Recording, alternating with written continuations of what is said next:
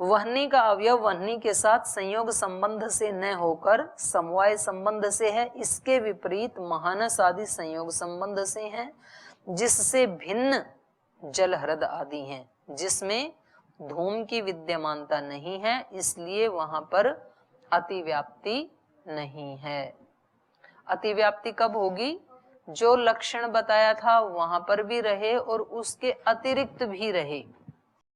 तो साध्यवत अन्य जो कहा कारिका में, उसको और खोल के बता रहे हैं। साध्य युक्त से भिन्न जो है वह भी साध्यवत्व रूप धर्म से अवच्छिन्न प्रतियोगिता वाले भेद से युक्त जानना चाहिए। इस कारण जो कुछ महानसीय आदि वह्नि से युक्त, महानस आदि से भिन्न पर्वत आदि में धूम के रहने पर भी कोई हानि नहीं है। पर्वत वैसा भेद वाला नहीं है, इसलिए अतिव्याप्ति भी नहीं है। क्या कह रहे हैं ये कारिका में जो कहा? साध्यवत अन्य। साध्यवत माने साध्य वाला, साध्य वाला मतलब अग्नि वाला। साध्य अग्नि है यहाँ पे, और अग्नि वाला मतलब पर्वत। तो उस पर्वत से अन्य, साध्यवत अन्य।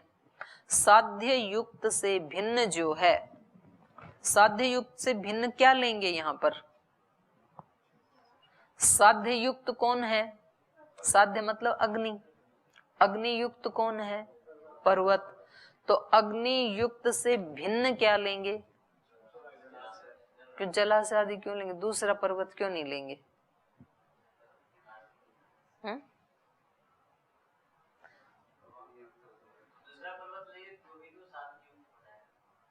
वहां तो है ही नहीं अग्नि। तो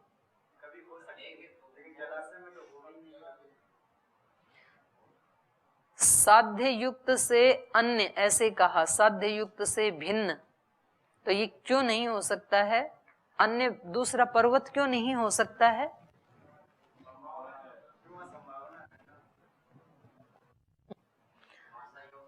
इसमें पढ़ो, साध्य युक्त से भिन्न, क्योंकि साध्य युक्त से भिन्न कौन सा लेना है?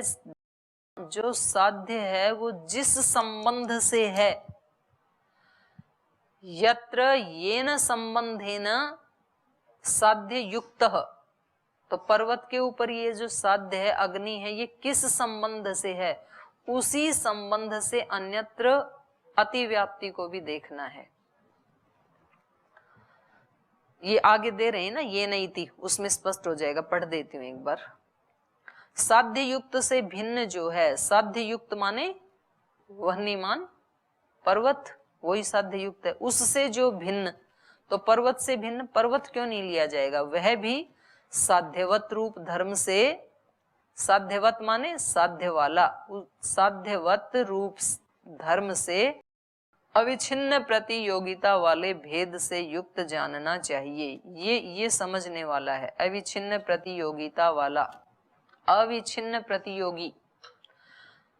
जैसे पर्वतो वह्निमान, पर्वत अग्नि वाला है, तो पर्वत क्या है? साध्य से युक्त है।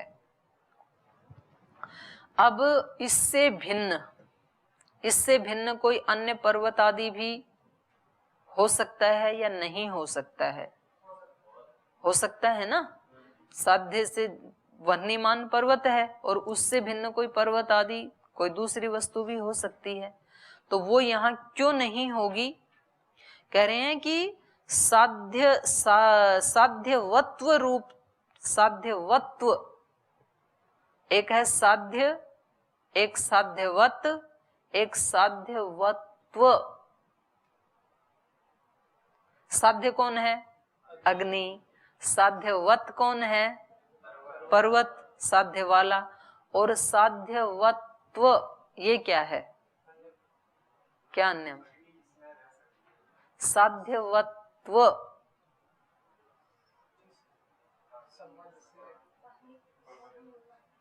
ये उसका एक धर्म है। साध्यवत्व, साध्यवत्व रूप धर्म से अविच्छिन्न प्रतियोगिता वाले भेद से युक्त जानना चाहिए।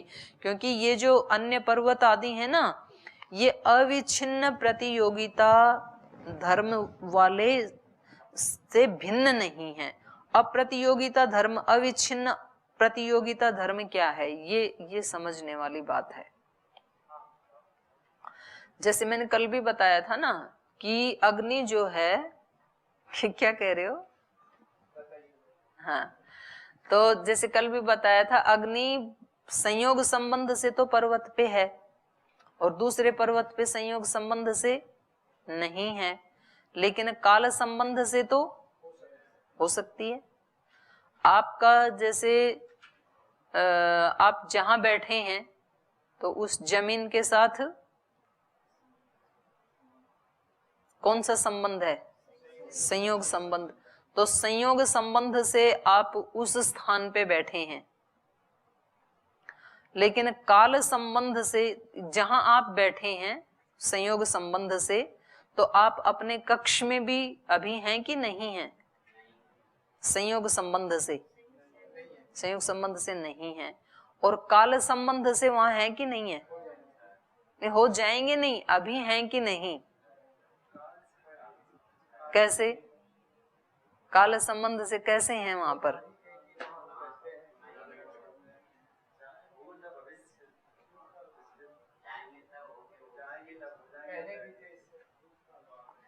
जिस काल में, चलो दूसरा उदाहरण लेते हैं। जैसे मान लीजिए कोई व्यक्ति दिल्ली में बैठा है, ठीक है, तो अब वो वहां पर किस संबंध से है? संयोग संबंध से। और वो व्यक्ति हरिद्वार में भी है कि नहीं है? काल संबंध से, काल संबंध से। जिस काल में वो दिल्ली में है उसी काल में वो यहाँ है कि नहीं है? तो जिस काल में अग्नि पर्वत के ऊपर है संयोग संबंध से, उसी काल में दूसरे पर्वत के ऊपर है कि नहीं है? तो यहाँ पर उससे भिन्न पर्वत आदि का ग्रहण होगा कि नहीं होगा? है? नहीं होगा। क्यों कह रहे हो? क्यों नहीं होगा? क्यों नहीं होगा? काल संबंध क्या है?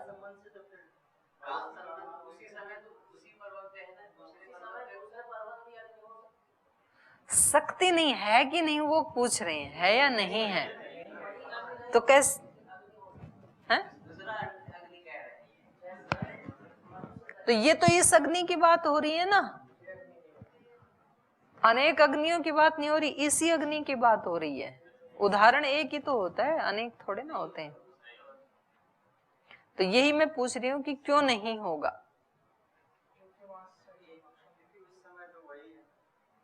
तो इसमें पढ़ो फिर आएगा। ये कह रहे हैं साध्यवत्व रूप धर्म से अविच्छिन्न प्रतियोगिता वाले भेद से युक्त हमें जानना चाहिए, जो प्रत्युदाहरण है। इस कारण जो कुछ महानसीय आदि वह्नि से युक्त, महानसीय माने रसोई में होने वाली अग्नि, उससे युक्त मतलब धूम आदि से युक्त, महानस आदि से भिन्न पर्वत आदि में धूम के रहने पर भी कोई हानि नहीं होगी। मतलब वहां अग्नि रहे ना रहे तो भी अतिव्याप्ति नहीं होगी महानस आदि में, और ना रहे तो भी कोई हानि नहीं होगी। क्यों नहीं होगी? पर्वत वैसा भेद वाला नहीं है, इसलिए अतिव्याप्ति नहीं होगी। पर्वत वैसा भेद वाला मतलब वो अगली उसमें समझा रहे हैं, ये न यस्य संबंध है, जिस संबंध से हेतुता है। पर्वतो वह्निमान, पर्वत आग वाला है और हेतु क्या है? धूमत्वात्। और ये धूम और अग्नि वहां पर्वत पर किस संबंध से रह रहे हैं? उसी संबंध से साध्यवान से भिन्न में वृत्तित्व का अभाव जानना है। साध्यवान कौन है यहाँ पर? साध्य वाला कौन है? साध्य कौन है? अग्नि वाला कौन है? तो पर्वत क्या हो गया? साध्यवान। और साध्यवान से भिन्न, तो कह रहे हैं जिस संबंध से हेतुता है उसी संबंध से साध्यवान से भिन्न में भी उस वृत्तित्व का अभाव जानना चाहिए। वहां पर उस संबंध से भिन्न, उसी संबंध से भिन्न ऐसे कह रहे हैं, उसी संबंध से भिन्न अर्थात साध्यवान से भिन्न में उस वृत्तित्व का अभाव जानना चाहिए, क्योंकि हेतुता संयोग संबंध से है। अतः साध्यवान महानस आदि से भिन्न धूम अवयव में धूम के समवाय संबंध से रहने पर भी कोई क्षति नहीं है। क्यों नहीं है? साध्यवत इति, साध्यवान से भिन्न में वृत्ति का न होना, अवृत्तित्व भी साध्यवान से भिन्न वृत्तित्व धर्म से अविच्छिन्न प्रतियोगिता वाला अभाव अर्थात वृत्तित्व सामान्य का अभाव है। अतः वह्नि होने से धूमवान है। इसमें साध्यवान से भिन्न तालाब आदि में वृत्तित्व का अभाव रहने पर भी अतिव्याप्ति नहीं होगी। क्यों नहीं होगी?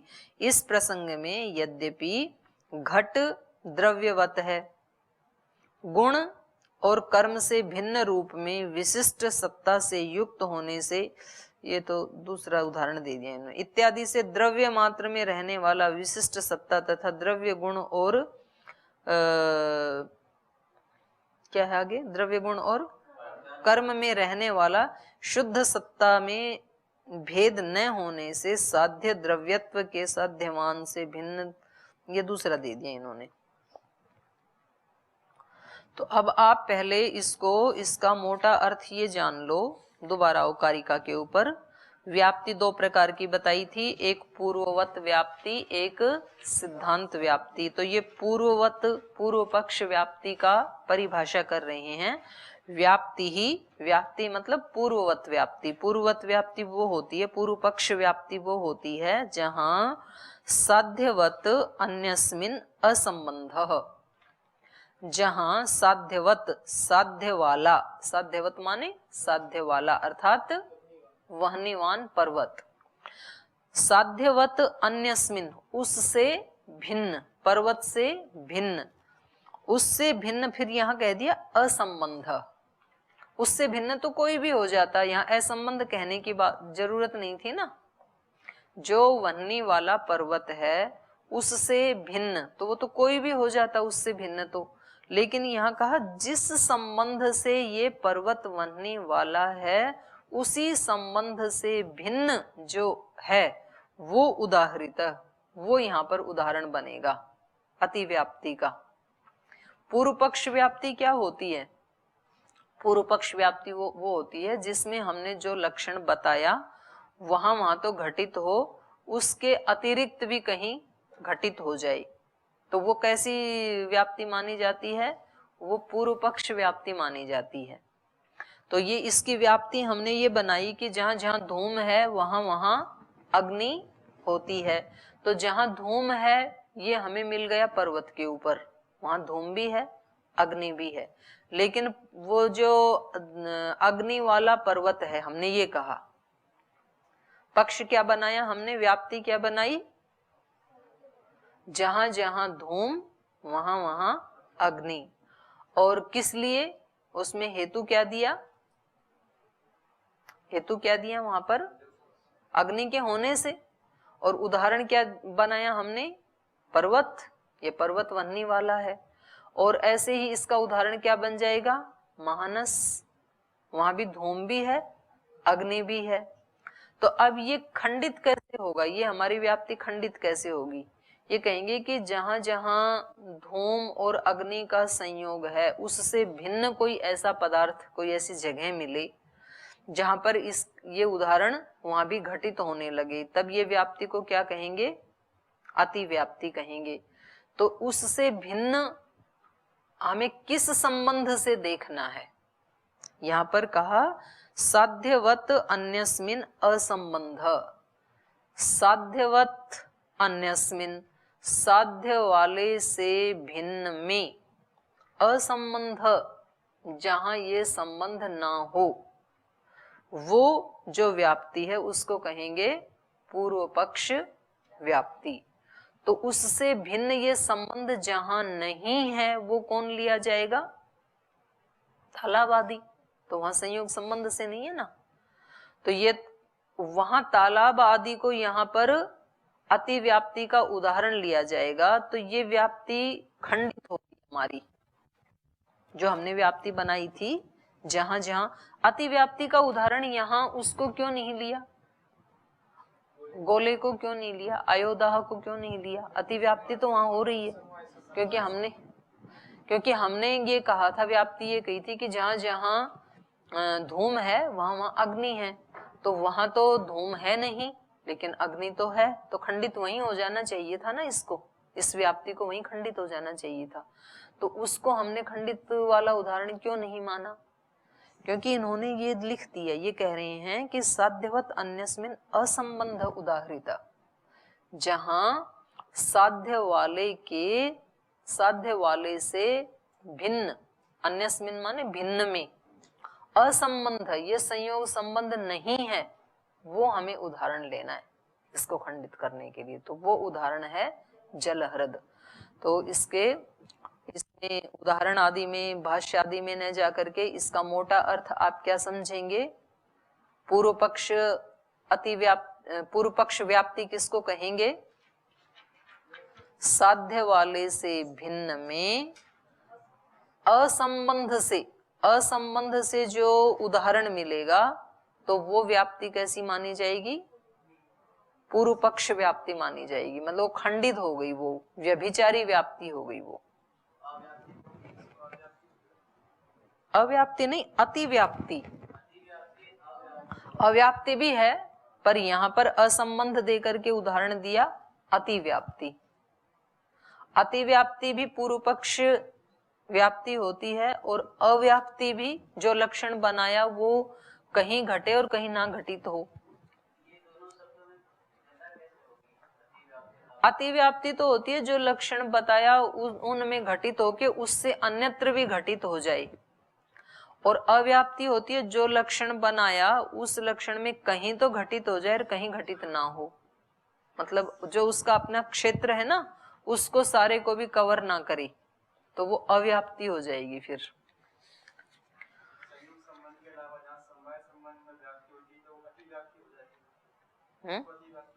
नहीं होगी अतिव्याप्ति, यही तो कह रहे हैं, वो अतिव्याप्ति नहीं होगी। क्यों नहीं होगी? क्योंकि इन्होंने कहा अतिव्याप्ति हमें वहां देखनी है जहां पर संयोग संबंध से नहीं है।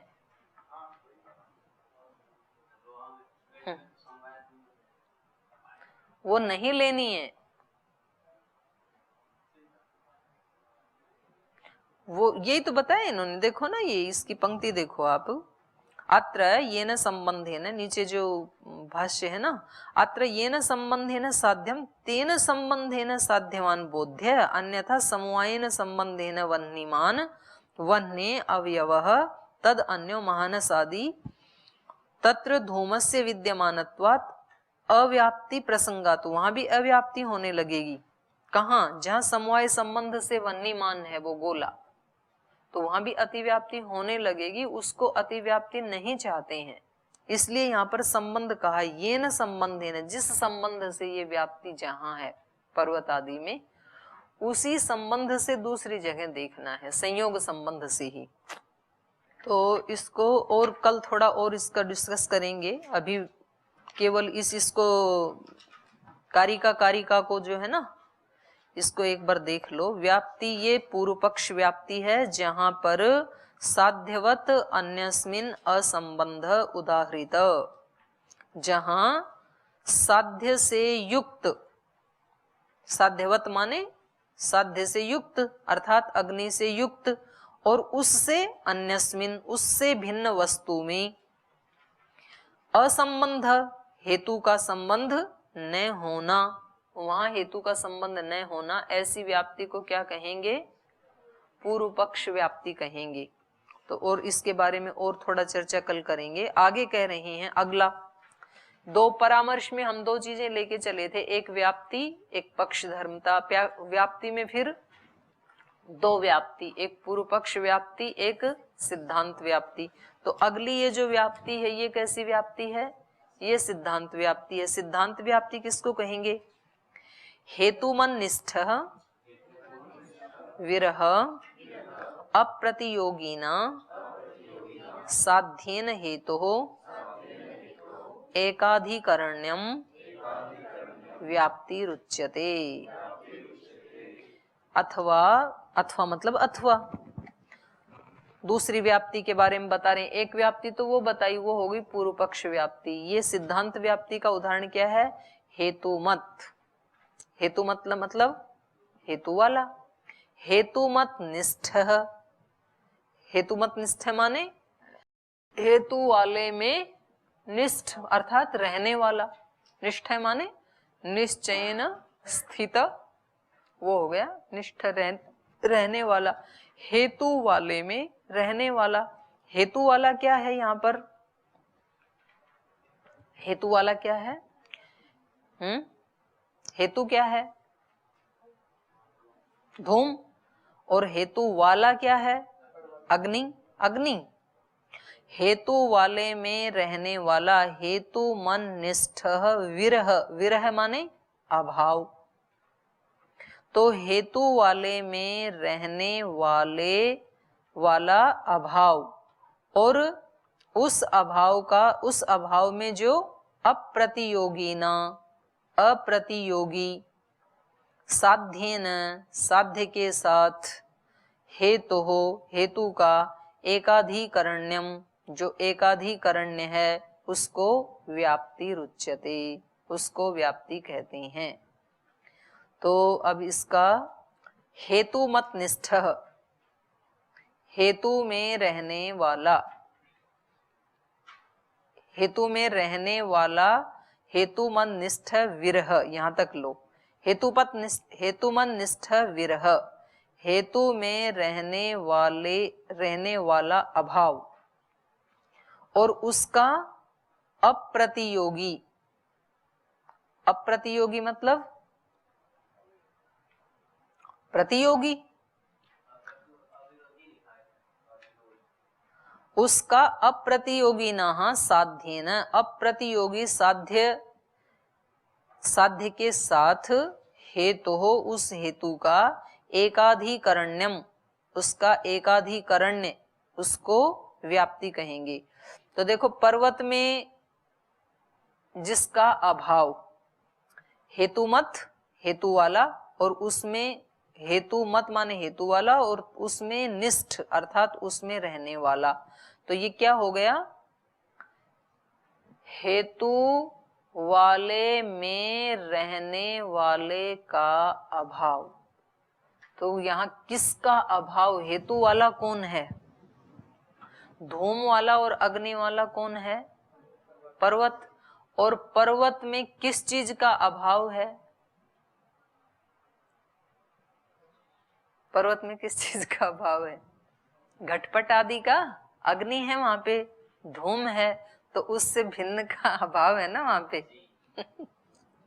तो पर्वत में जो अभाव अर्थात घटा भाव है, पटा भाव है, इन सब का अभाव है ना। और उस अभाव का जो प्रतियोगी,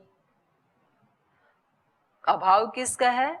घटपट आदि का। और घटपट आदि के प्रतियोगी कौन होंगे? घटपट आदि ही होंगे, नहीं अग्नि थोड़ी होगा। उसके प्रतियोगी होंगे घटपट आदि। और अप्रतियोगी कौन होगा उसका? अप्रतियोगी कौन होगा? अग्नि ही होगा। तो कह रहे हैं अभाव का अप्रतियोगी अर्थात अग्नि। अप्रतियोगी अग्नि के साथ संबंध, उस अग्नि के साथ जो संबंध, ऐसा जो साध्य, साध्येन ऐसे साध्य के साथ, वह्नि के साथ, साध्य मतलब अग्नि, साध्य अग्नि है ना, ऐसे अग्नि के साथ, हेतु, हेतु का, हेतु क्या था यहाँ पर? धूम का, अर्थात धूम का जो एकाधिकरण्यम, उस धूम का जो एकाधिकरण, एकाधिकरण माने एक ही अधिकरण में रहने वाला, उसको कहेंगे व्याप्ति। अर्थात इसका शॉर्ट में यदि कहें तो ये है साध्य और हेतु दोनों का एक ही अधिकरण में रहना, ये व्याप्ति है। साध्य क्या है? अग्नि। हेतु क्या है? धूम। इन दोनों का एक ही अधिकरण में रहना ये व्याप्ति है। एक ही अधिकरण कौन है यहाँ पर? पर्वत। तो इसलिए यत्र यत्र वह्नि, यत्र यत्र धूमः तत्र तत्र वह्नि, जहां जहां धूम रहेगा वहां वहां अग्नि भी रहेगा। ये व्याप्ति क्या है? ये सिद्धांत व्याप्ति है, क्योंकि यहाँ हेतु और साध्य इन दोनों का एक ही अधिकरण है। तो ये बताऊं ये नव्य न्याय क्या है? नव्य न्याय ये है कि ऐसे बद्ध पद्मासन में बैठ करके और फिर अनुलोम विलोम प्राणायाम करना, ऐसा है ये। मतलब बहुत ऐसे घुमा घुमा के बात को कहते हैं ये। इसका औचित्य दिमाग के जो बंद थे ना ताले, वो ओपन हो जाते हैं। नहीं, उससे अतिरिक्त नहीं है, वो ही बात है, उसको दूसरे ढंग से प्रस्तुत किया गया है। लेकिन तो इसमें मतलब दिमाग को खोलने के लिए, शार्प बनाने के लिए बहुत अच्छा ग्रंथ है ये। हैं? बहुत घूमता है। हाँ, तो नहीं तो मन को आदत पड़ जाती है ऐसे ही, जैसे वो यज्ञ में मंत्र बोलते हैं ना, तो एक टोन सेट कर रखी है। जैसे गुरुकुल में आपके यहाँ तो एक बार यदि शुरू किया ओम विश्वानि देव सवितर, फिर तो ब्रह्मचारी सीधे शांति पाठ पे जाके रुकेंगे। बीच में मतलब चाहे भी कि अब थोड़ा फास्ट बोलना है या स्लो बोलना है या धीरे या कुछ समझाना है बीच में महाराज जी को, कोई चांस नहीं है। या तो फिर महाराज जी के पास माइक हो तो उनसे आपसे ऊंची आवाज में बोले ओम तो रुक जाएंगे, और नहीं माइक भी नहीं है ना, लाख यत्न करो फिर तो वो आदत बन गई है। अब वो ही एक पैटर्न, सीधा शांति पाठ करके फिर रुकेंगे। अब क्या है, तो हमारे मन मस्तिष्क को बस एक वो ट्रैक पे चलने की आदत बनी है, उससे अलग सोचना पड़े ना तब वो थोड़ा सा चेतन होता है। तो इसको चेतन करने का साधन है ये दिमाग को। तो आज तो टाइम हो गया, फिर शेष चर्चा कल करेंगे।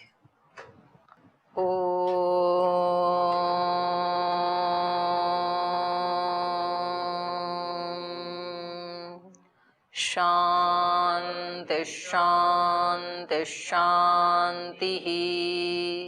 श्री गुरुभ्यो नमः। हे हृदयेश्वर, हे सर्वेश्वर, हे प्राणेश्वर, हे परमेश्वर, हे हृदयेश्वर, हे सर्वेश्वर, हे प्राणेश्वर, हे परमेश्वर, हे समर्थ, हे करुणा सिंधु, हे समर्थ, हे करुणा सिंधु, विनती स्वीकार करो, विनती स्वीकार करो। भूल दिखा कर उसे मिटा कर, भूल दिखा कर उसे मिटा कर, अपना प्रेम प्रदान करो, अपना प्रेम प्रदान करो। पीर हरो हरि, पीर हरो, पीर हरो हरि, पीर हरो, पीर हरो हरि, पीर हरो, पीर हरो हरि, पीर हरो।